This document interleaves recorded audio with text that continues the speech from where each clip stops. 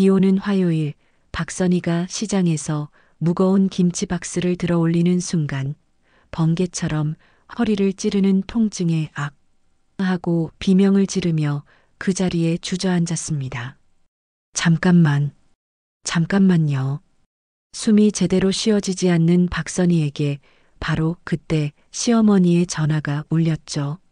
상민이 감기 걸렸다며? 오늘 저녁에 삼계탕 해줘야겠다. 시어머니의 단호한 목소리가 들려왔습니다. 어머니, 저도 허리가 많이 아파서요. 오늘은 박선희가 간신히 말했지만 시어머니는 차갑게 잘라냈습니다. 애 낳았으면 당연한 거다. 허리는 다 그래. 젊을 때 굽신굽신 안 해서 그래. 그 순간 박선희의 일상이라는 얇은 막이 툭 소리를 내며 찢어졌습니다. 오늘 사연 시작하기 전에 구독과 좋아요 부탁드립니다. 서울 외곽의 오래된 아파트, 새벽 5시 반. 박선희는 늘 그랬듯 알람이 울리기 전에 눈을 떴습니다. 옆에서 자는 남편 윤상민의 숨소리가 규칙적으로 들렸죠. 박선희는 조심스럽게 이불을 걷고 일어났습니다. 그 순간 허리에서 익숙한 통증이 찌릿하고 올라왔습니다. 둘째를 낳은 후 15년째 이어지는 통증이었죠. 화장실 거울에 비친 박선희의 얼굴은 지쳐 보였습니다. 52년의 세월이 눈과 주름에 고스란히 담겨 있었죠. 세수를 하려 허리를 굽히자 또다시 통증이 왔습니다. 박선희는 작게 신음했지만 곧 입을 다물었습니다. 남편을 깨울까 봐서였죠. 부엌에서 아침을 준비하는 동안 냉장고의 호돌이 자석이 눈에 들어왔습니다. 88 올림픽의 추억이 담긴 낡은 자석. 그때는 젊었고 허리도 아프지 않았죠.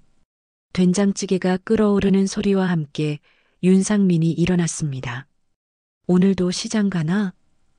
윤상민은 식탁에 앉으며 물었습니다. 네, 가야죠. 허리는? 괜찮아요. 파스 붙였어요. 윤상민은 고개를 끄덕이고는 영양제통을 열었습니다. 빨간색, 파란색, 노란색으로 구분된 케이스에서 10여 개의 알약을 꺼냈죠. 건강은 관리야, 관리. 미리미리 챙겨야 한다니까. 그는 비타민과 오메가3, 홍삼을 한 움큼 삼켰습니다. 박선희는 묵묵히 밥상을 차렸습니다. 윤상민은 계속 말했죠. 요즘 부지점장 승진 얘기가 나오는데 컨디션 관리가 중요해. 감기라도 걸리면 큰일이야. 박선희는 대답 없이 국을 떠서 남편 앞에 놓았습니다. 그녀의 허리 통증은 아무도 모르는 비밀이었죠. 전통시장 반찬가게에 도착한 박선희는 앞치마를 둘렀습니다.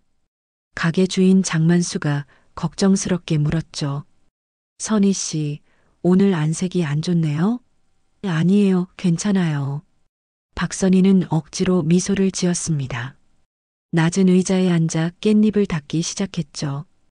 허리를 굽힐 때마다 통증이 왔지만 이미 익숙해진 일상이었습니다. 아주머니, 김치 있어요? 첫 손님이 들어왔습니다. 박선희는 재빨리 일어났지만 순간 허리가 굳어지는 느낌이 들었죠. 겨우 참으며 김치를 포장했습니다. 오늘 갓 담근 거예요. 맛있을 거예요. 손님이 나간 후 박선희는 다시 의자에 주저앉았습니다. 점심 무렵 시어머니 최정자에게서 전화가 왔습니다. 선희야, 상민이가 요즘 스트레스 받는다더라. 오늘 저녁에 미역국 끓여줘. 네, 어머니. 그리고 내일 아침 내가 병원 가는데 상민이가 차로 데려다 준대. 너도 같이 와. 네, 알겠습니다. 전화를 끊자마자 또 손님이 들어왔습니다. 80 넘은 단골 할머니였죠. 젊은 아주머니, 허리는 좀 나아졌어? 할머니의 물음에 박선희는 순간 울컥했습니다. 가족 중 아무도 묻지 않는 질문이었으니까요. 괜찮아요, 할머니. 너무 무리하지 말어. 여자 몸이 재산이야. 오후가 되자 통증이 더 심해졌습니다. 박선희는 가게 뒤편으로 가서 파스를 새로 붙였죠. 허리를 두드리며 혼잣말을 했습니다. 이 정도면 괜찮아. 다들 이렇게 사는 거야. 하지만 통증은 점점 심해지고 있었습니다. 저녁 집으로 돌아온 박선희는 곧바로 부엌에 들어갔습니다. 미역을 불리고 소고기를 썰었죠. 그때 현관문이 열렸습니다. 나왔어. 윤상민의 목소리가 들렸습니다. 오늘 프레젠테이션 준비하느라 죽겠어. 그런데 감기 기운도 있는 것 같아. 박선희는 국을 저으며 대답했습니다. 씻고 와요. 미역국 거의 다 됐어요. 윤상민은 거실 소파에 앉으며 계속 투덜거렸죠. 내일 중요한 발표인데 몸이 영 안 좋네. 병원 가봐야겠어. 저녁 식탁에 마주 앉은 두 사람. 윤상민은 코를 훌쩍이며 말했습니다. 나 내일 아침 일찍 병원 갈게. 감기약 처방받아야겠어. 박선희는 조용히 밥을 먹었습니다. 계단을 오를 때마다, 그릇을 들 때마다 찌릿한 통증. 하지만 그녀는 아무 말도 하지 않았죠. 당신은 괜찮아? 윤상민이 뜬금없이 물었습니다. 박선희는 잠시 멈칫했죠. 정말로 자신의 상태를 묻는 걸까? 응, 괜찮아. 그래, 나는 정말 힘들어. 내일 발표 망치면 큰일이야. 윤상민은 다시 자기 얘기로 돌아갔습니다. 설거지를 하는 박선희의 등 뒤로 텔레비전 소리가 들렸습니다. 윤상민은 소파에 누워 리모컨을 돌리고 있었죠. 여보, 물 좀. 박선희는 젖은 손을 앞치마에 닿고 물을 가져다 줬습니다. 허리를 굽혀 컵을 내려놓는 순간 통증이 또 왔습니다. 밤 10시 박선희는 화장실에서 파스를 갈아붙였습니다. 거울 속 자신의 모습이 초라해 보였죠. 시어머니 말대로 여자는 참아야 하는 걸까? 남편 말대로 나이 들면 다 아픈 걸까? 박선희는 고개를 저었습니다. 아니야, 이건 정상이 아니야. 침실로 돌아오니 윤상민이 이미 잠들어 있었습니다. 코 고는 소리가 방 안에 가득했죠. 박선희는 조심스럽게 이불을 덮고 누웠습니다. 천장을 바라보며 생각했죠. 내일도 똑같은 하루가 반복되겠지. 아무도 내 통증을 몰라주는 하루가. 창밖으로 아파트 단지의 불빛들이 하나둘 꺼져갔습니다. 박선희도 눈을 감았지만 허리 통증 때문에 잠들기 어려웠죠. 옆에서 들리는 남편의 코 고는 소리, 멀리서 들리는 구급차 사이렌 소리. 그 속에서 박선희는 홀로 깨어 있었습니다. 새벽 2시 박선희는 다시 눈을 떴습니다. 통증이 다리까지 내려왔죠. 조용히 일어나 거실로 나갔습니다. 차가운 바닥이 맨발에 닿았습니다. 창밖을 보니 어두운 하늘에 별 몇 개가 희미하게 빛나고 있었죠. 박선희는 소파에 앉아 무릎을 감쌌습니다. 이렇게 사는 게 맞는 걸까? 왜 나만 참아야 하는 걸까? 질문들이 머릿속을 맴돌았지만 답은 없었습니다. 그저 내일 아침이 오면 또다시 일어나야 한다는 사실만이 분명했죠. 일상은 평온해 보였지만 그 안에는 보이지 않는 균열이 있었습니다. 곧 그 균열이 커질 운명이었죠. 화요일 아침부터 하늘이 잔뜩 찌푸려 있었습니다. 박선희는 평소보다 조금 늦게 일어났죠. 허리 통증 때문에 밤새 뒤척였던 탓이었습니다. 윤상민은 이미 일어나 거실에서 기침을 하고 있었습니다. 여보, 나 감기가 본격적으로 시작된 것 같아. 목도 아프고 온몸이 쑤셔. 박선희는 부엌으로 가며 말했죠. 따뜻한 물 많이 마셔요. 감기약은 서랍에 있잖아요. 아침을 준비하는 동안 빗방울이 창문을 두드리기 시작했습니다. 윤상민은 밥을 한 숟가락 뜨고는 수저를 내려놓았죠. 입맛이 없네. 오늘 일찍 퇴근해서 병원 가야겠어. 내일 프레젠테이션인데 큰일이야. 박선희는 김치를 썰며 대답했습니다. 그러세요. 무리하지 말고요. 시장으로 가는 길에 비는 점점 굵어졌습니다. 우산을 받쳐들고 걷는데 허리가 더 아팠죠. 반찬 가게에 도착하니 장만수 사장이 걱정스러운 표정으로 기다리고 있었습니다. 선희 씨, 오늘 김치 배달 왔는데 같이 좀 들어줘요. 나 혼자는 힘들어서. 박선희는 망설임 없이 고개를 끄덕였습니다.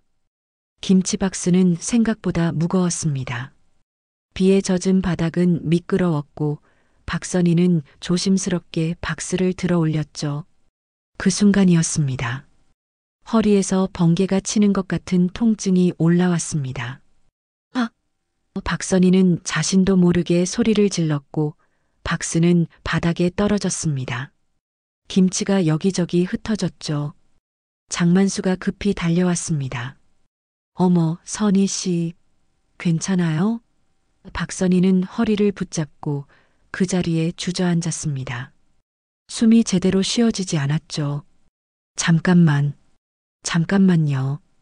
장만수는 재빨리 의자를 가져왔습니다. 여기 앉아요. 이런 건 미루면 더 커져요. 병원 가봐야 해요. 박선희가 겨우 의자에 앉았을 때 휴대폰이 울렸습니다. 시어머니의 전화였죠. 떨리는 손으로 전화를 받았습니다. 여보세요, 어머니. 선희야, 상민이가 감기 걸렸다며? 오늘 저녁에 삼계탕 해줘야겠다. 아들이 내일 중요한 날이라는데 큰일이야. 박선희는 통증을 참으며 말했습니다. 어머니, 저도 허리가 많이 아파서요. 오늘은 시어머니의 목소리가 단호해졌습니다. 애 낳았으면 당연한 거다. 허리는 다 그래. 젊을 때 굽신굽신 안 해서 그래. 나도 다 겪어봤어. 참으면 나아져. 박선희는 더 이상 말을 이을 수 없었습니다. 전화를 끊고 나서 박선희는 윤상민에게 메시지를 보냈죠. 나도 병원에 가야 해. 허리가 너무 아파서. 답장은 금방 왔습니다. 나 지금 병원 가는 중. 먼저 내 약 찾아놔. 너는 내일 가도 되지? 오늘은 비도 오고 그러니까. 박선희는 휴대폰을 내려놓고 멍하니 앞을 바라봤습니다. 빗소리가 점점 커졌고 가게 안은 습하고 차가웠죠. 그 순간 일상이라는 얇은 막이 툭 소리를 내며 찢어지는 것 같았습니다. 장만수가 따뜻한 차를 건네며 말했습니다. 선희 씨, 오늘은 집에 가서 쉬어요. 내가 혼자 봐도 돼요. 박선희는 고개를 저었죠. 아니에요, 사장님. 조금만 쉬면 괜찮아질 거예요. 하지만 통증은 가시지 않았습니다. 앉아 있는 것도 서 있는 것도 힘들었죠. 오후가 되어 비가 조금 잦아들었을 때 박선희는 겨우 집으로 돌아왔습니다. 계단을 오르는 것이 이렇게 힘든 일인지 처음 알았습니다. 한 계단 한 계단이 산을 오르는 것 같았죠. 집에 들어서자 윤상민이 소파에 누워 있었습니다. 병원 다녀왔어. 주사 맞고 약 받았는데도 여전히 힘드네. 박선희는 아무 말 없이 부엌으로 갔습니다. 삼계탕 재료를 꺼내는 손이 떨렸죠. 닭을 손질하고 인삼을 씻고 찹쌀을 불리는 동안 허리 통증은 계속됐습니다. 윤상민이 부엌으로 와서 말했습니다. 너무 무리하지 마. 대충 끓여도 돼. 그 말이 위로가 되지 않았습니다. 대충이라는 말 속에는 박선희의 고통이 대충 넘어가도 된다는 의미가 담겨 있는 것 같았으니까요. 저녁이 되어 시어머니가 왔습니다. 상민아, 얼굴이 왜 이렇게 안 좋니? 선희야, 삼계탕은 제대로 끓였지? 박선희는 겨우 대답했죠. 네, 어머니. 곧 됩니다. 시어머니는 식탁에 앉으며 말했습니다. 내일 상민이 중요한 날인데 오늘 잘 먹고 푹 쉬어야 해. 선희야, 너도 허리 아프다고 엄살 부리지 말고. 여자는 원래 강해야 해. 식탁에 둘러앉아 저녁을 먹는 동안 박선희는 한마디도 하지 않았습니다. 윤상민은 계속 기침을 했고 시어머니는 아들 걱정에 여념이 없었죠. 상민아, 내일 따뜻하게 입고 가. 목도리도 하고. 네, 엄마. 선희야, 내일 아침에도 든든하게 해줘야 해. 네, 어머니. 박선희의 대답은 점점 작아졌습니다. 몸의 통증보다 마음의 상처가 더 아팠죠. 나도 아픈 사람인데 왜 아무도 물어보지 않을까? 왜 나의 고통은 당연한 것이 되어버렸을까? 박선희는 국그릇을 바라보며 생각했습니다. 밤이 깊어지고 시어머니가 돌아간 후 박선희는 화장실에서 파스를 붙였습니다. 거울에 비친 자신의 얼굴이 너무 지쳐 보였죠. 윤상민은 침대에 누워 휴대폰을 보고 있었습니다. 내일 발표 자료 다시 확인해야 하는데 머리가 너무 아파. 박선희는 조용히 말했습니다.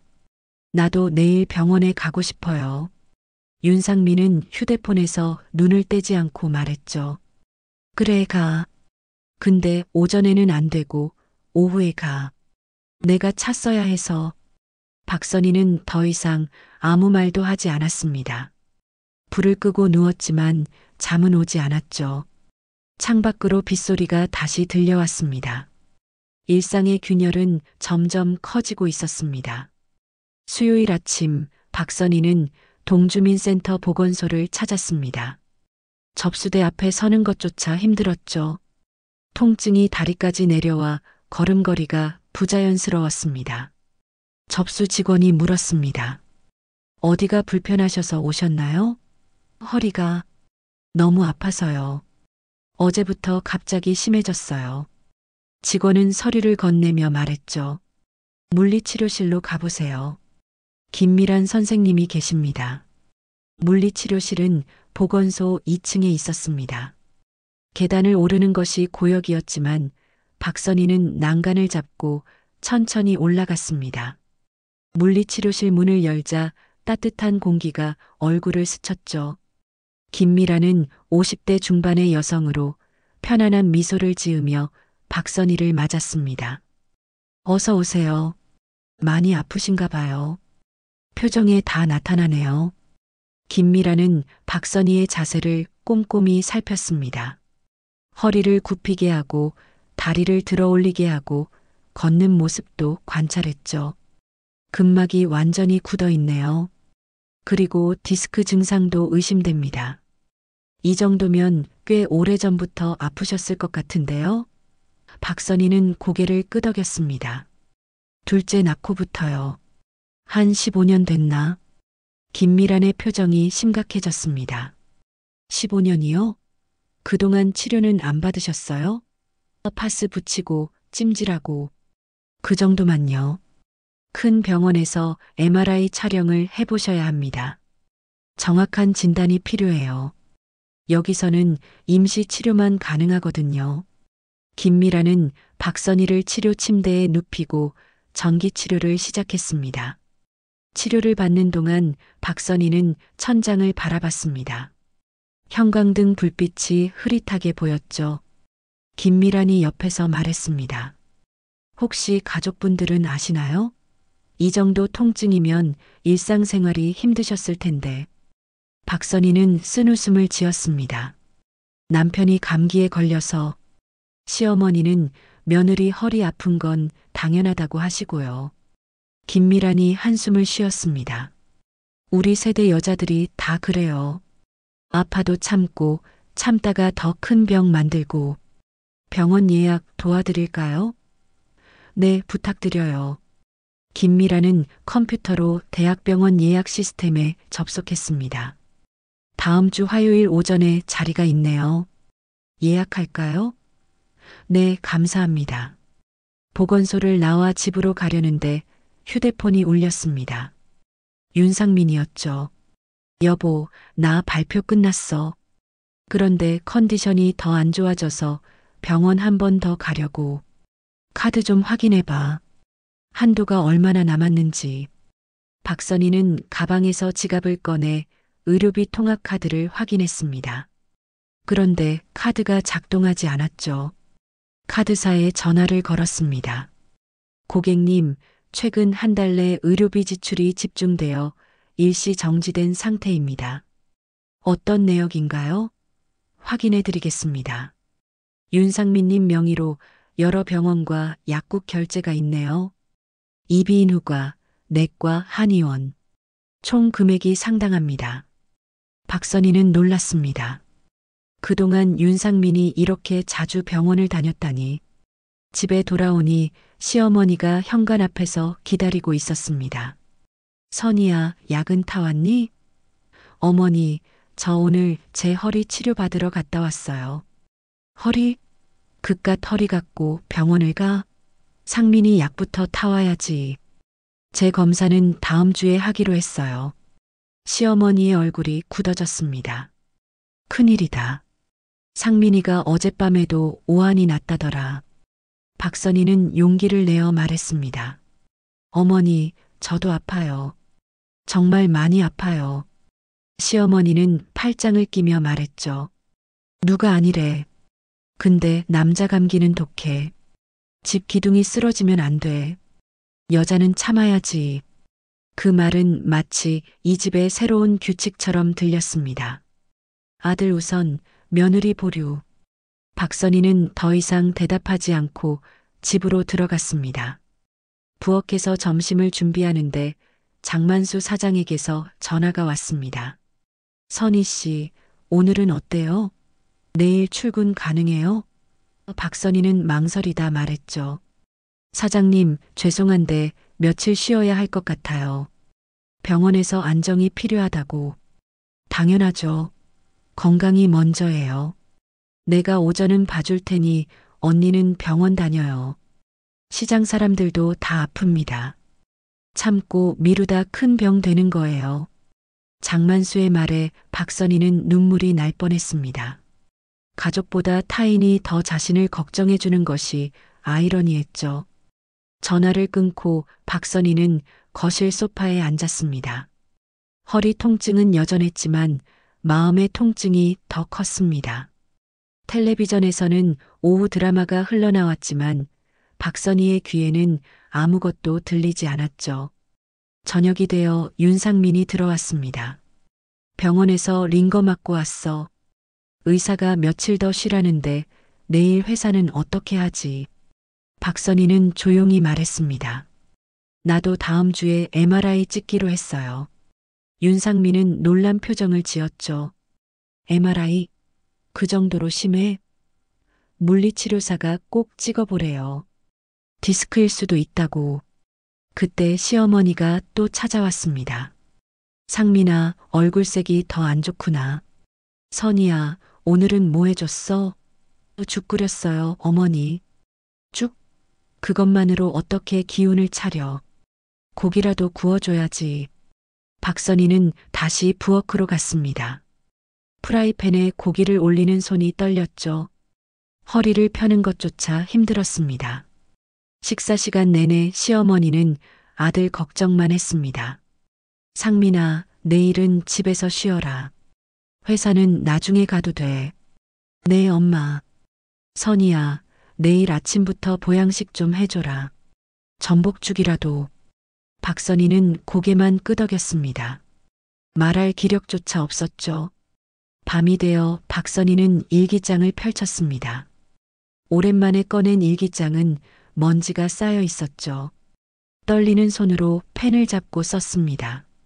나도 아픈 사람이다. 나도 치료받을 자격이 있다. 나도. 더 이상 쓸 수 없었습니다. 눈물이 글씨를 번지게 했으니까요. 창밖으로 보이는 아파트 불빛들이 하나둘 꺼져갔습니다. 박선희의 하루도 그렇게 저물어갔죠. 목요일 저녁 박선희는 병원 검사 일정을 다시 확인했습니다. 다음 주 화요일 오전 9시 대학병원 정형외과. 휴대폰 화면을 바라보며 박선희는 작은 희망을 품었죠.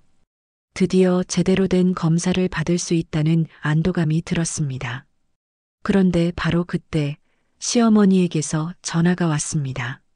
선희야, 다음 주 화요일이라고? 아, 그날 상민이가 재검사 받는 날이야.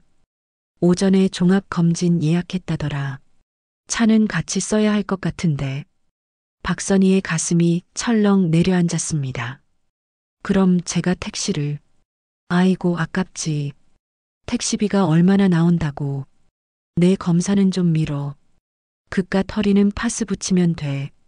상민이가 더 급해. 전화가 끝나기도 전에 윤상민이 거실로 나왔습니다. 엄마 말 들었어? 나 화요일 오전에 꼭 가야 해. 팀장님이랑 같이 가기로 했거든. 회사에서 지원해주는 건강검진이라 날짜 못 받고. 박선희는 입술을 깨물었습니다. 또다시 자신의 일정이 뒤로 밀리는 것이었죠. 그럼 오후로 바꿔볼게요. 그래, 오후면 차 빌려줄 수 있을 거야. 박선희는 다시 병원에 전화를 걸었습니다. 다행히 오후 3시로 변경이 가능했죠. 하지만 마음 한구석이 무거웠습니다. 왜 항상 내가 양보해야 하는 걸까? 왜 내 아픔은 뒤로 미뤄지는 걸까? 이런 생각들이 머릿속을 맴돌았습니다. 금요일 아침, 박선희는 평소보다 일찍 시장에 나갔습니다. 장만수 사장이 놀란 표정으로 맞았죠. 선희 씨, 오늘은 쉬어도 된다니까요. 괜찮아요, 사장님. 오전만 일하고 갈게요. 박선희는 무거운 김치통을 옮기다가 또 허리에 통증을 느꼈습니다.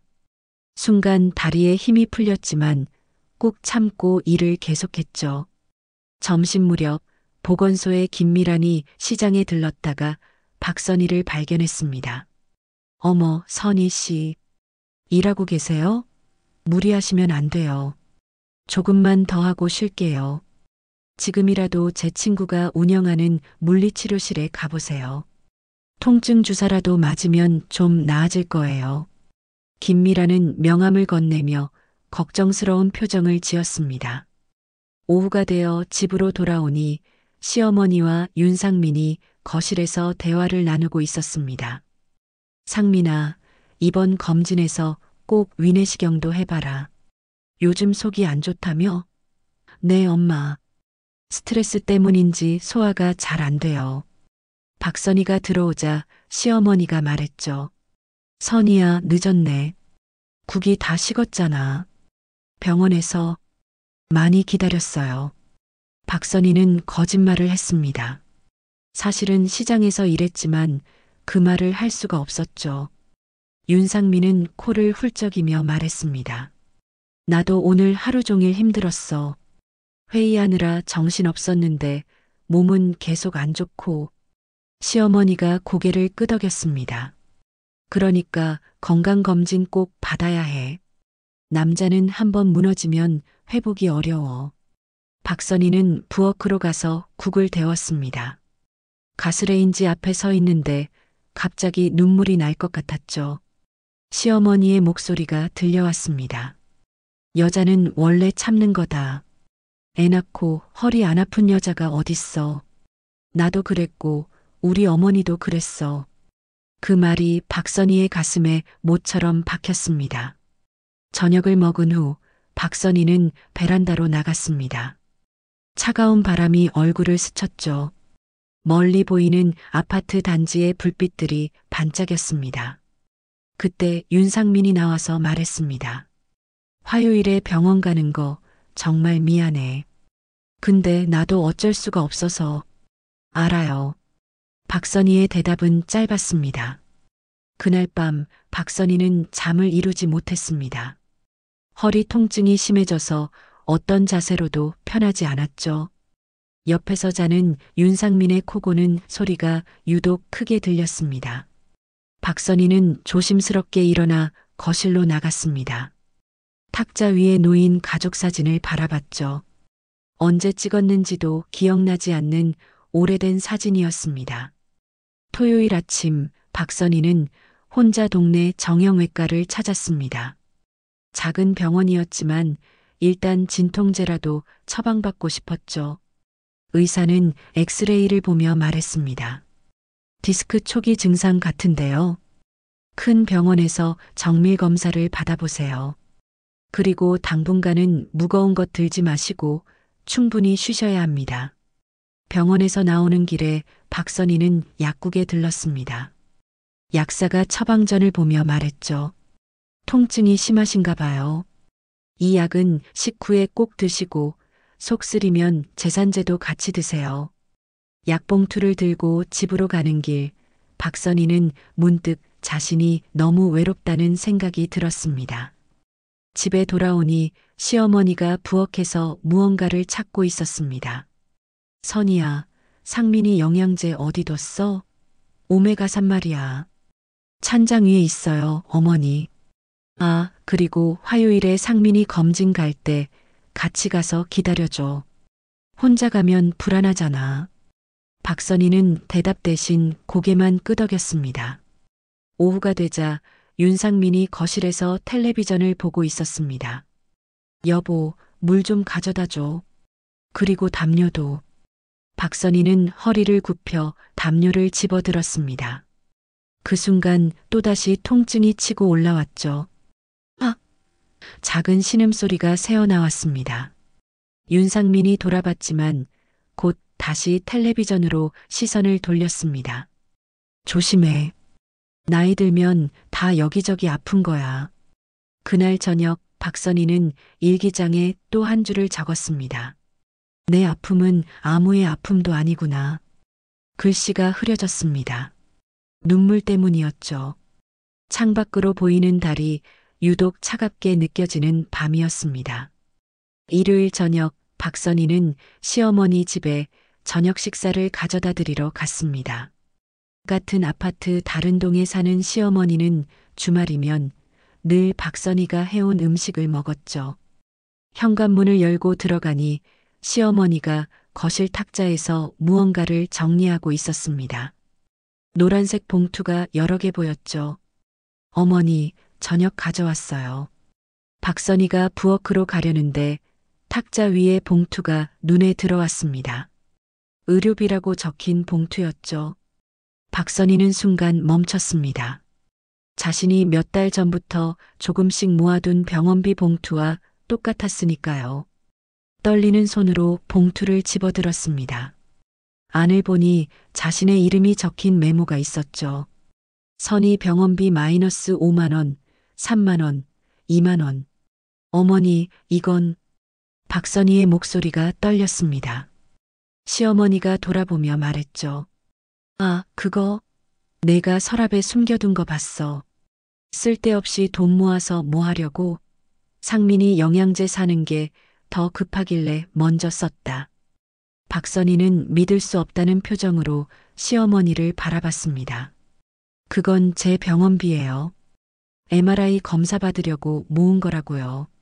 박선희의 목소리가 높아졌습니다. 시어머니는 팔짱을 끼며 대답했죠. 네가 언제 쓸지도 모르는 돈 갖고 있느니 상민이한테 쓰는 게 낫지. 요새 상민이가 기운이 없다더라. 홍삼이랑 비타민 새로 샀어.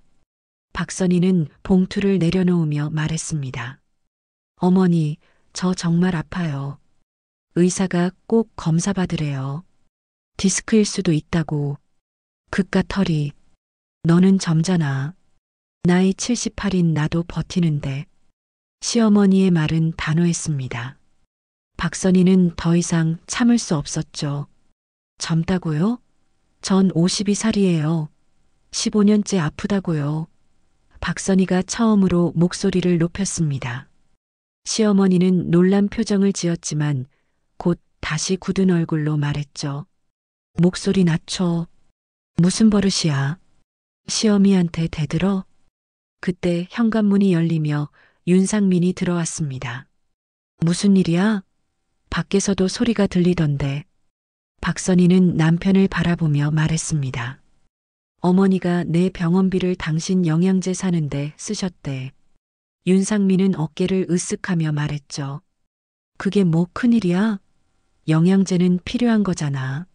너는 나중에 병원 가면 되고. 박선희는 믿을 수 없다는 표정으로 남편을 바라봤습니다. 나중이 언제인데? 계속 나중 하다가 난 언제 치료받아? 윤상민이 짜증스럽게 말했습니다. 왜 이렇게 예민해? 생리 전이야? 그 말에 박선희는 완전히 무너졌습니다. 눈물이 주르륵 흘러내렸죠. 예민한 게 아니라 아프다니까. 왜 아무도 내 말을 안 들어줘? 시어머니가 한숨을 쉬며 말했습니다. 울기까지 하네. 애도 아니고. 여자가 그렇게 약해서 어떡해. 박선희는 가방을 집어들고 현관으로 향했습니다. 어디가? 윤상민이 물었지만 박선희는 대답하지 않았죠. 아파트를 나와 정처 없이 걸었습니다. 눈물이 계속 흘렀지만 닿지 않았습니다. 저녁 바람이 차가웠지만 느끼지 못했죠. 허리 통증보다 마음의 상처가 더 아팠으니까요. 공원 벤치에 앉은 박선희는 휴대폰을 꺼냈습니다. 장만수 사장의 번호를 눌렀다가 김미란 물리치료사의 번호를 눌렀다가 결국 아무에게도 전화하지 못했죠. 이런 이야기를 누구에게 할 수 있을까요? 며느리가 시어머니 욕을 하는 것처럼 들릴까봐, 남편을 나쁘게 말하는 것처럼 들릴까봐. 한참을 앉아 있다가 박선희는 다시 집으로 돌아갔습니다. 층계를 오르는데 갑자기 다리에 힘이 풀렸습니다. 난간을 잡고 겨우 버텼지만 순간 주저앉을 뻔했죠. 통증이 등줄기를 타고 올라와 목까지 저렸습니다. 아! 작은 신음이 새어나왔습니다. 집에 들어가니 윤상민이 텔레비전을 보고 있었습니다. 어디 갔다 와? 무심한 질문이었죠. 박선희는 대답하지 않고 침실로 들어갔습니다. 윤상민의 목소리가 뒤에서 들렸습니다. 엄마가 너 때문에 기분 상하셨어. 내일 가서 사과해. 박선희는 침대에 앉아 천장을 바라봤습니다. 사과를 해야 하는 사람은 누구일까요? 왜 아픈 사람이 사과를 해야 할까요? 그때 휴대폰이 울렸습니다. 시어머니의 메시지였죠. 내일 아침 일찍 와라. 상민이 아침 챙겨줘야지. 박선희는 휴대폰을 내려놓고 베개에 얼굴을 묻었습니다. 눈물이 베갯니들 적셨지만 흐느끼는 소리는 내지 않았죠. 혹시 윤상민이 들을까 봐서였습니다. 창밖으로 보이는 다른 집들의 불빛이 따뜻해 보였습니다. 저 집들에도 이런 일이 있을까요? 새벽 3시 박선희는 잠에서 깼습니다. 허리 통증이 너무 심해서 누워있기가 힘들었죠. 살며시 일어나 거실로 나갔습니다. 차가운 물을 한 잔 마시고 창밖을 바라봤죠. 어두운 하늘에 별이 없었습니다. 구름에 가려진 것일까? 아니면 도시의 불빛 때문일까? 박선희는 거실 서랍을 열었습니다. 진통제를 찾았지만 남은 게 없었죠. 모두 윤상민이 감기약과 함께 먹어버렸으니까요. 한숨을 쉬며 소파에 앉았습니다. 텔레비전 리모컨이 보였지만 켤 기운도 없었죠. 그때 현관 앞에서 소리가 났습니다. 신문 배달부가 신문을 놓고 가는 소리였죠. 박선희는 문득 생각했습니다. 저 사람도 아플까? 새벽마다 계단을 오르내리며 일하는 저 사람도 어딘가 아프지 않을까? 하지만 저 사람은 적어도 일한 만큼 대가를 받겠지요. 박선희는 다시 침실로 돌아갔습니다.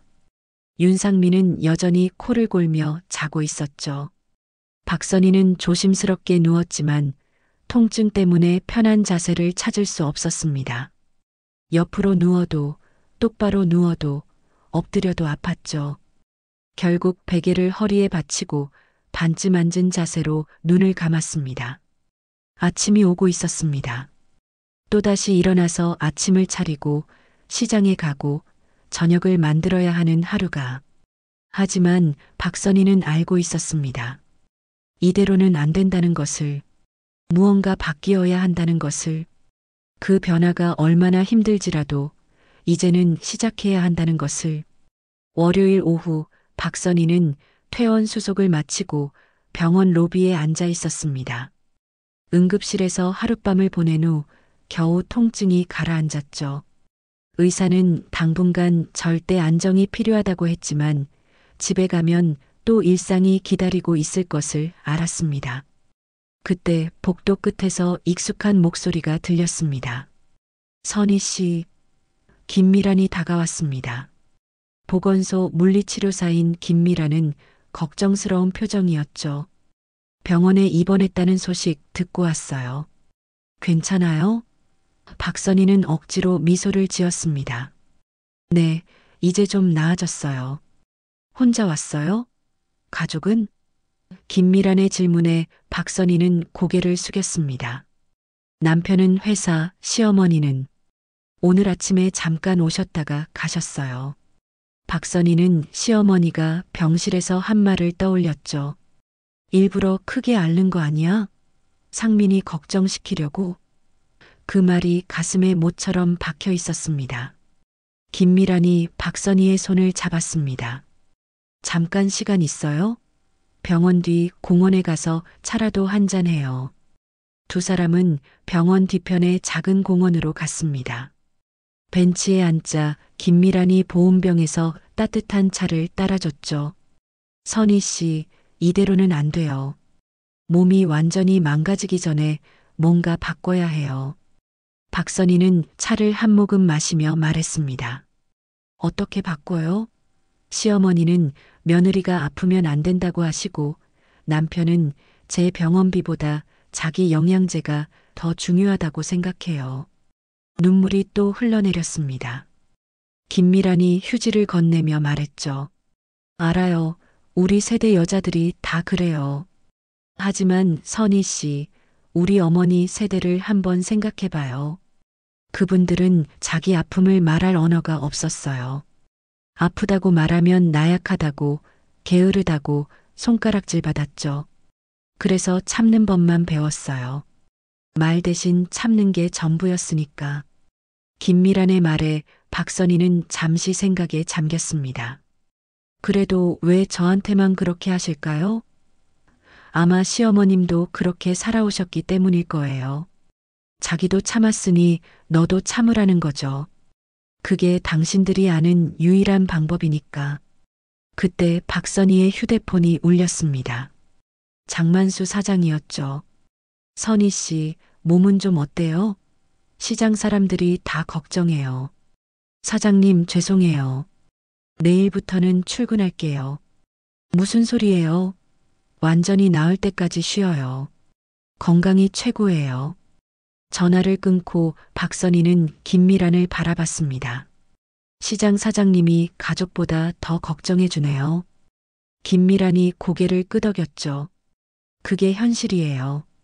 하지만 선희 씨, 이제는 스스로를 지켜야 해요. 아무도 대신해 주지 않아요. 두 사람은 공원을 천천히 걸었습니다. 김미란이 말했죠. 주민센터에 7080 통기타 동호회가 있어요. 거기 오세요. 음악도 듣고 같은 처지의 사람들과 이야기도 나누고 혼자가 아니라는 걸 알게 될 거예요. 박선희는 망설이다가 고개를 끄덕였습니다.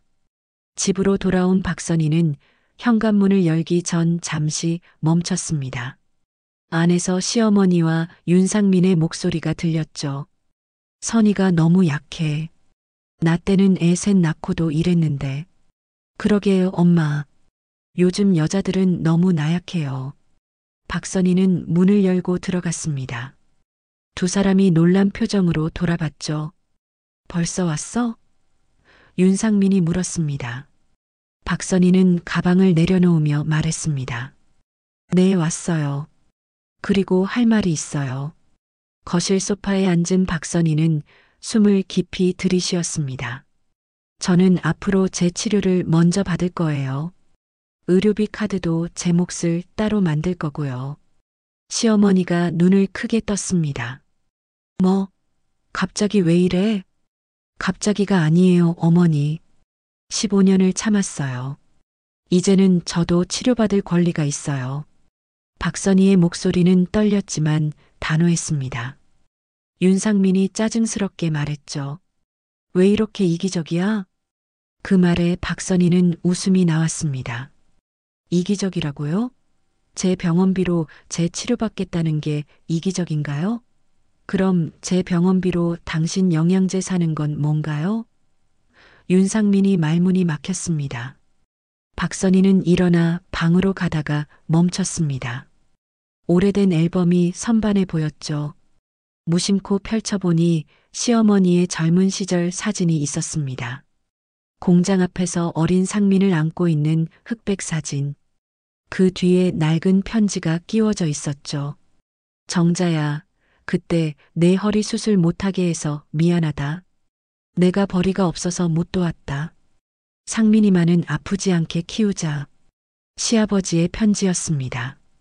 박선희는 편지를 든 채 거실로 돌아왔죠. 어머니, 이거 봤어요. 박선희가 편지를 내밀었습니다. 시어머니의 얼굴이 굳어졌죠. 그건 왜?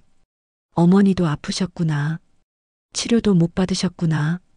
그래서 상민 씨한테만 집중하셨구나. 시어머니의 눈가가 붉어졌습니다. 그건 옛날 일이야. 옛날 일이 아니에요, 어머니. 지금도 어머니는 그때의 상처를 안고 사시잖아요. 그래서 제게도 참으라고 하시는 거고요. 박선희는 종이를 꺼내 펜을 들었습니다. 이제부터 바꿀 거예요. 종이에 또박또박 적기 시작했죠. 1. 내 치료 일정 확정. 2. 가사 분담표 작성. 3. 의료비 재정 투명화. 4. 어머니의 과거를 인정하되 현재의 경계를 세울 것. 윤상민이 어이없다는 표정으로 말했습니다. 뭐 하는 거야? 우리 집의 새로운 규칙이에요. 이제는 아픈 사람이 먼저예요. 성별 상관없이. 박선희는 화장실로 가서 거울을 봤습니다. 지친 얼굴이었지만 눈빛은 달랐죠. 거울을 보며 연습했습니다. 저는 아픕니다. 저는 참지 않습니다. 오늘은 제가 먼저 갑니다. 몇 번이고 반복했습니다. 목소리가 점점 또렷해졌죠. 거실로 돌아오니 시어머니와 윤상민이 조용히 앉아 있었습니다. 박선희는 말했습니다. 내일 병원 예약했어요. 오전 9시. 차는 제가 쓸 거예요. 윤상민이 입을 열려다 다시 다물었습니다. 시어머니도 아무 말 없이 고개를 돌렸죠. 그날 밤 박선희는 일기장에 적었습니다. 오늘 나는 처음으로 나를 위해 말했다. 떨렸지만 후회하지 않는다. 이제 시작이다. 창밖으로 보이는 달이 유난히 밝았습니다. 구름 한 점 없는 맑은 밤이었죠. 화요일 저녁 비가 세차게 내리고 있었습니다. 박선희는 부엌에서 저녁 준비를 마치고 식탁을 차렸죠. 밥솥에서 올라오는 김이 창문에 서렸고 빗소리만이 집안을 가득 채웠습니다.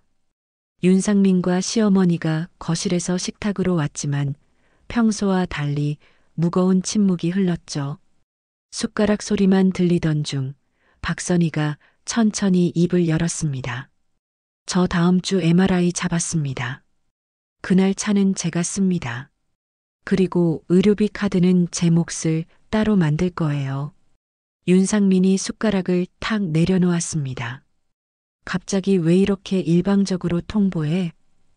일방적이 아니에요. 그동안 미뤄온 겁니다.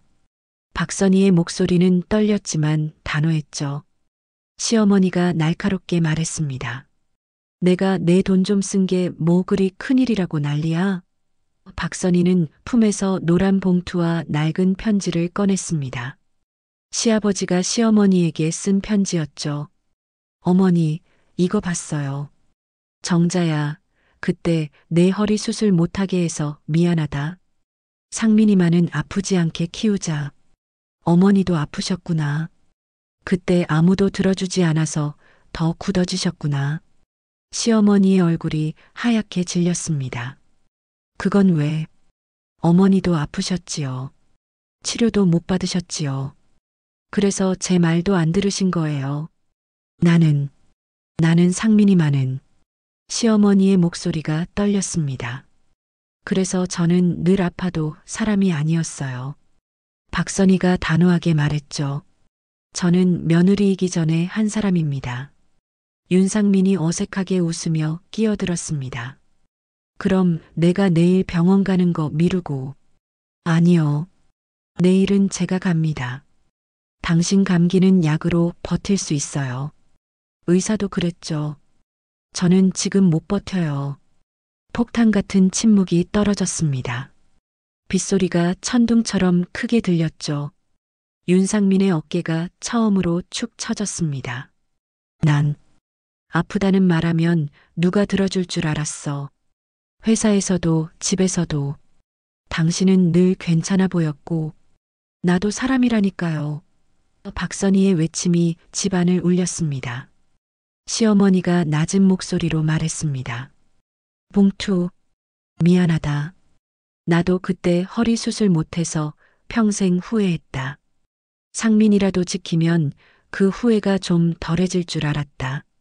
이제는 저를 지키는 법도 배워주세요, 어머니. 박선희의 눈에서 눈물이 흘렀습니다. 윤상민이 갑자기 말했습니다. 난 정말 몰랐어. 당신이 그렇게 아픈 줄. 파스 냄새도 맡았고 계단 잡는 것도 봤는데 그게 그렇게 심한 줄은. 당신은 감기만 걸려도 난리였잖아요. 왜 나는 안 될까요? 박선희의 질문에 윤상민이 고개를 숙였습니다. 시어머니의 눈에 눈물이 고였습니다. 나도 사실 지금도 아파. 무릎도 허리도. 근데 이 나이에 무슨. 어머니, 지금이라도 치료받으세요. 우리 같이 병원 가요. 박선희가 시어머니의 손을 잡았습니다. 거칠고 주름진 손이었죠. 같이? 며느리랑? 시어머니의 목소리가 떨렸습니다. 네, 가족이니까요. 서로 아픈 걸 인정하고 도와주는 게 가족 아닌가요? 윤상민이 작게 고백했습니다. 나도 사실 무서웠어. 아프다는 걸 인정하는 게 약해 보일까봐. 약한 게 아니라 인간인 거예요. 우리 모두. 박선희의 말에 세 사람은 한동안 침묵했습니다. 그때 윤상민이 박선희의 손을 잡았습니다. 미안해. 정말 미안해. 앞으로는 달라질게. 말이 아니라 행동으로 보여주세요. 시어머니가 갑자기 일어났습니다. 내일 아침은 내가 할게. 선희는 쉬어. 그 말에 박선희는 놀랐죠. 78년 인생에서 며느리에게 이런 말을 한 적이 없었으니까요. 윤상민도 덧붙였습니다. 설거지는 내가 할게. 그리고 가족 의료비 통장 새로 만들자. 투명하게 관리하고 아픈 사람이 우선이야. 박선희가 놀란 표정으로 두 사람을 바라봤습니다. 정말이에요? 응. 당신 말이 맞아. 우리가 잘못 살았어. 윤상민의 고백이었습니다. 시어머니가 떨리는 목소리로 말했습니다. 내가 너무 했구나. 내 상처 때문에 너한테. 진짜 미안하다, 선희야. 세 사람의 눈에서 눈물이 흘렀습니다. 빗소리 속에서 서로의 울음소리가 섞였죠. 완벽한 화해는 아니었지만 진실한 시작이었습니다. 어머니, 정말로 같이 병원 가실래요? 박선희가 물었습니다. 그래. 이제는 나도 치료받고 싶다. 78회라도. 윤상민이 말했습니다. 내일부터 가사 분담표 만들자. 월수금은 내가 설거지. 당신은 매일 30분 스트레칭. 누구도 방해 못해. 정말 바뀔 수 있을까요? 박선희가 물었습니다. 바꿔야지. 이대로는 우리 모두 무너져. 시어머니의 대답이었습니다. 그날 밤 세 사람은 처음으로 각자의 두려움을 털어놓았습니다. 시어머니는 젊은 시절 못 받은 치료의 한을, 윤상민은 약해 보일까봐 숨겼던 불안을, 박선희는 인정받지 못한 고통을 이야기했죠. 우리가 늦었어. 많이 늦었지. 시어머니가 박선희의 손을 꼭 잡았습니다. 하지만 이제라도 시작하자. 서로를 지키는 법을. 윤상민이 일어나 부엌에서 따뜻한 차를 가져왔습니다. 세 개의 찻잔에 차를 따르며 말했죠. 오늘부터 새 규칙이야. 아픈 사람이 먼저다. 성별 상관없이. 박선희는 두 사람을 보며 처음으로 희망을 느꼈습니다. 창밖에 비가 그치고 있었죠. 구름 사이로 달빛이 비치기 시작했습니다. 앞으로는, 오늘은 제가 먼저 갑니다. 그 말 편하게 해. 우리도 들을 준비됐어. 시어머니의 말에 박선희는 울음을 터뜨렸습니다. 15년 만에 처음으로 인정받은 순간이었으니까요.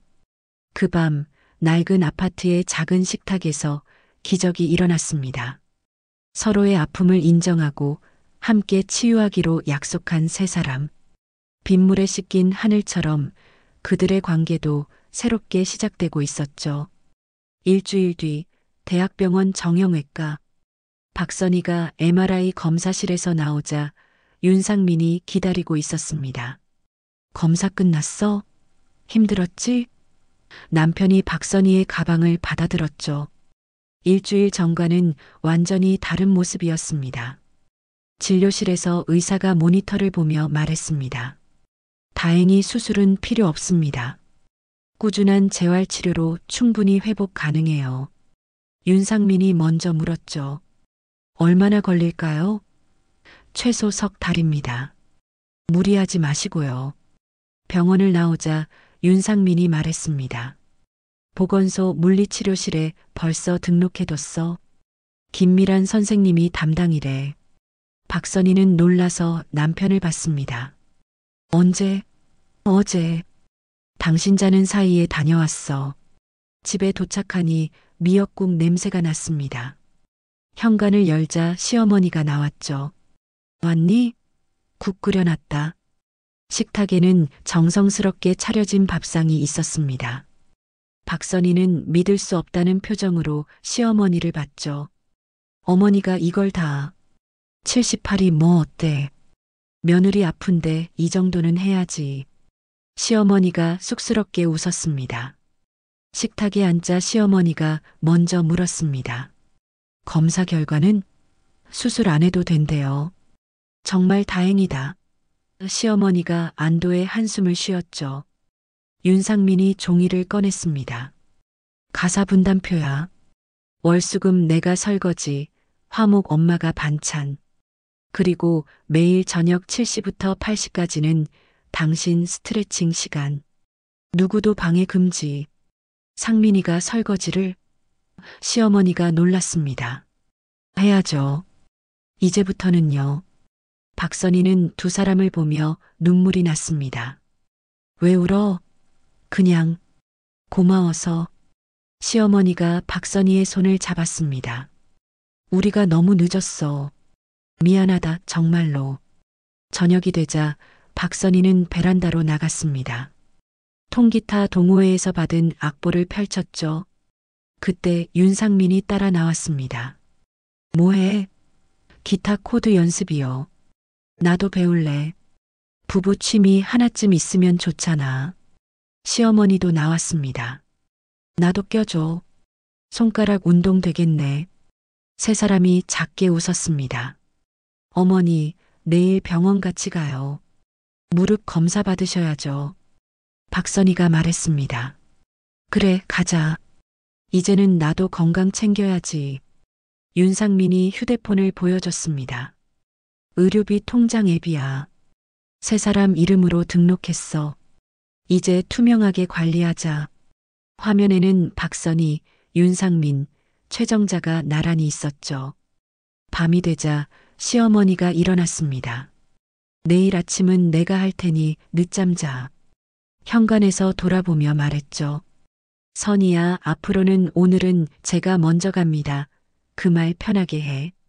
우리도 이제 들을 준비됐어. 문이 닫히고 박선희는 가슴이 뭉클했습니다. 15년 만에 처음으로 가족에게 인정받은 것 같았죠. 있잖아, 윤상민이 말했습니다. 그동안 정말 미안했어. 당신이 얼마나 아팠는지 몰랐어. 이제 알았으니 됐어요. 앞으로 정말 잘할게.